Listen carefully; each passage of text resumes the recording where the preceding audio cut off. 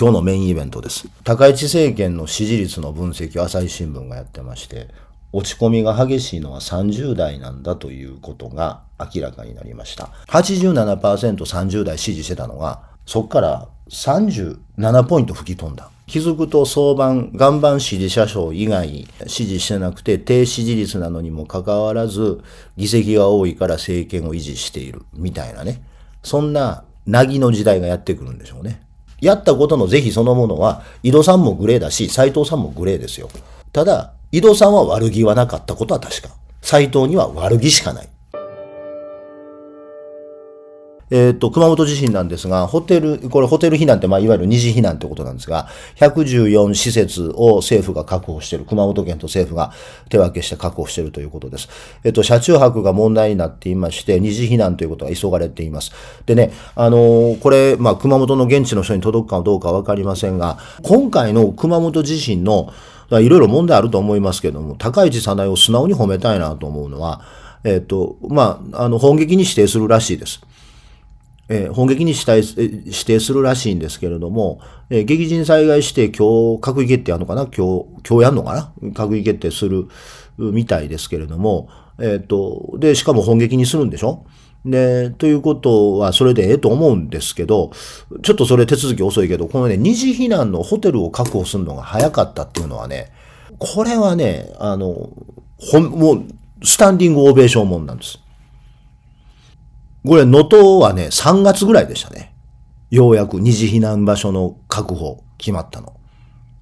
能登3月4月。なんやったらゴールデンウィークに入ってもまだなんかそんなこと言ってましたから、正月の地震やったのはね。で、これはね、ほんまに褒めたげんとダメです。で、いかにね、これ前ちょっと別の番組で喋りましたけど、やっぱね、川島さん偉いんですよ。八代の市長が小野であることでもあっても、今の熊本の知事もやっぱね、熊本はね、川島さんのおかげですって。熊本だけやないよ。川島さんが残していったもんは。川島さんね、偉大。やっぱ知事の力ってのはでかいな。首長の力ってのはでかいなと思います。元彦見てるからね、余計そう思うのかもわかりませんけど、アホのボングラが、田舎の弱者が知事やってるとどうなるか。やっぱ川島さん偉大やね。ちょっと後で日経新聞先言っておきましょうか。俺もまだ心配してて、ほんまにそんなうまいこといくんかよって思うんやけど、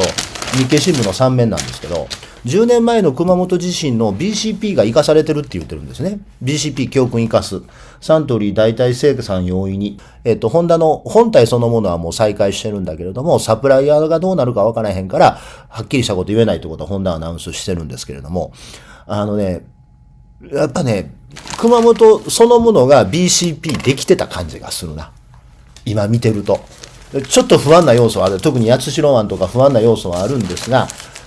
思いました。神戸新聞の一面がこれであったことは良かったなと思います。で、これ7面そうなんですが、例えば熊本といえば半導体ですけども、半導体の生産工場も神戸新聞の7面です。熊本県内の半導体の工場もソニーと TSMC はもう再開してると言うてるんですね。で、月内にも復旧できるし、なおかつ在庫は潤沢にあるので、いわゆる売上には影響はしてこないだろうと言っているということです。能登の教訓、それから川島さんが作った、行政としての、BCP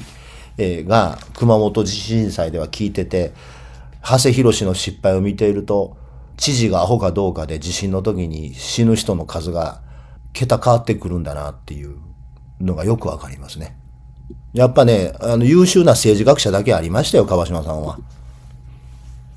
川島さんという優秀な政治学者が、知事をあんだけの長い間やってたってことはね、本当に素晴らしいことやったと思います。いや、もう兵庫はもうあとはみんなで死ぬしかないですけどね、サザンが8言うてるような知事がやっとんやからね。いや、もうほんまに川島さんのレガシーやと思います。で、日経新聞、ちょっともう今日はもうあちこち8面です。ほら、俺言うてたんや。は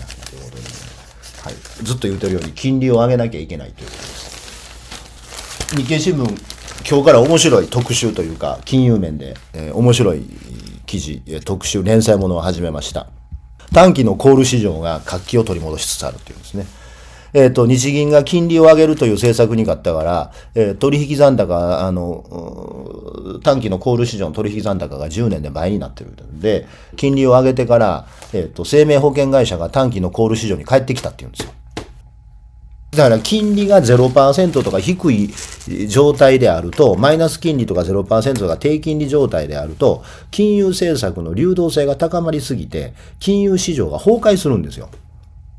だから、その個人のね、さっきの個人の美談は全てのことを凌駕する材料にならないと一緒で、それは住宅ローンの返済がしんどになったりするやろうけども、ほんなもん今の日本の為替のことを考えたら、政策金利 4.5% でも安いぐらいですよ。一気に上がる。一気に上がる。金利を上げへんかったらお金の目減りが発生せえへんから、金融という考え方そのものが発生しないんです。はい、今日のメインイベントです。高市政権の支持率の分析を朝日新聞がやってまして、落ち込みが激しいのは30代なんだということが明らかになりました。なんと、首相への期待と刷新感、朝日新聞社の世論調査で内閣発足直後の昨年10月の支持率は 68% に上った。小泉内閣以降3番目に高い水準。しかし、高市政権の発足以降、自民党支持率は29から 35%、無党派は35から 45% を占めている。6月までは自民党支持層の87から 93%、無党派層の40から 60% が高市内閣を支持していた。しかし7月にこの構造が変わった。30代の支持率は前回6月調査から22ポイント低い 50% に急落。半年前のピーク時の 87% に比べると37ポイント吹き飛んだ。87% 30代支持してたのが、そっから37ポイント吹き飛んだ。で、なんかあったんかなって朝日新聞も不思議やって言って、で、いろいろ定性的に分析していくと、どうも国旗既存罪、から皇室典範改正と、高市政権をみんな期待してたのに、目玉なのは全部生活に関係ない話ばっかりやから言うてるんです、朝日は。生活に関係のない話ばっかりやってるさかいこうなるんちゃうかと。余計なことしかしてへんさかいこうなるんちゃうかと。税金は物価高は子育てはということを全くしていないからこうなるんではないかという答えにたどり着いて、まあ知ってたけどね、やっぱりそうだったのねということでした。ということで高市政権がレームダック化するこのまま続くんでしょうけどもね、気づくと岩盤支持者層以外、支持してなくて低支持率なのにもかかわらず議席が多いから政権を維持しているみたいなね、そんななぎの時代がやってくるんでしょうね。だから衆議院の任期いっぱいあと4年ずーっと支持率低いまま4年間議席が多いからという理由だけで高市政権が続くという、なんか気持ち悪い日銀のゼロ金利政策下の金融政策みたいな国会が続くんでしょうな。ということは今立憲民主党の皆さん耕し時ですぞ。これ15分動画に盛り込もうかなと思ったんですがね、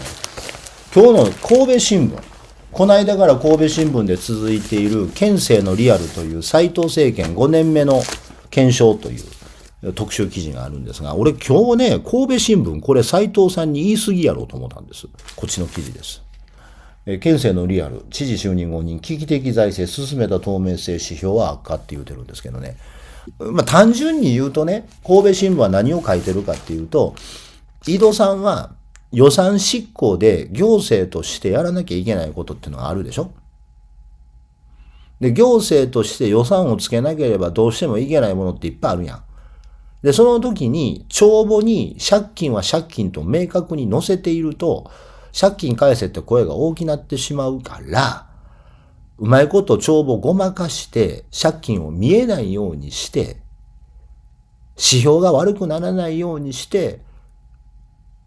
普通の行政施策をゴーイングコンサーンするようにしてたわけですよ。井戸さん、それは別に井戸さんのこと褒めてるわけでもけなしてるわけでも何でもないよ。そういうことだったと。行政としては、水鳥が水かきで、水の下で足をかいてるようなことをやめるわけにいかないと。で、これをやり続けるためには、その借金を文書増輪事業も含めてないように見せかけてね、予算を普通の行政作業に回せるようにしようとしてたと。で、元彦がやろうとしたことは、そんなん知るかやと。帳簿は帳簿やろ。帳簿は明らかにしろ。ということをやったわけ。で、その元彦のやったことへの批判はね、総務省の中の声がやりて、神戸新聞が拾ってるんですけど、県民への影響を考えるよりも、これが本来の状況ですと、すべてのことを切り捨てたと。本人は気持ちのいいだろうが、と辛辣なコメントを総務省が出してるって言ってるんです。で、これね、どっちが正しいかって答えできひんと思うの。井戸さんのやり方が正しいのか、斉藤さんのやり方が正しいのか。こればっかりはね、どっちが正しいとは言えないですよ。で、これね、神戸新聞は一刀両断に斉藤が悪いと言ってるんですが、ここまで斉藤の批判ばっかりやってる俺が珍しく斉藤の肩持ちますけど、確かに斉藤のやり方に問題点があるのは認めるけれども、そのことそのものをもって斉藤のやり方が OS レベルで間違ってるとは言えないんじゃないかなというは思う。井戸さんのやり方を正当化するというロジックの距離で、同じだけの等距離で反対側に距離を戻せば、元彦がやろうとしてることはできる。ただ、井戸と斉藤を比べると、斉藤が子供な理由は、全てを前任者のせいにしようとして失敗してるところですね。斉藤が批判されるべきことはやったことではなくて、やろうとしたモチベーションとやり方が間違いであって、やろうとした業務内容そのものは俺は否定できないと思うのよ。指標を透明化しましょうという、しましょうということそのものは僕は批判できないと思うんだよね。ただ、目的がおかしい、人間として子供すぎるというところは批判されるべきだと思う。やったこと自体は正しいが、やろうとしたこととやったことの説明のやり方が間違っているということです。で、そこに斉藤元彦が知事であってはいけない理由が詰まってて、やったことそのものの評価であれば、井戸さんも斉藤さんも変わらんですよ。やったことの是非そのものは、井戸さんもグレーだし、斉藤さんもグレーですよ。ただ、井戸さんは悪気はなかったことは確か。斉藤には悪気しかない。ぜひチャンネル登録といいねボタンを押してください。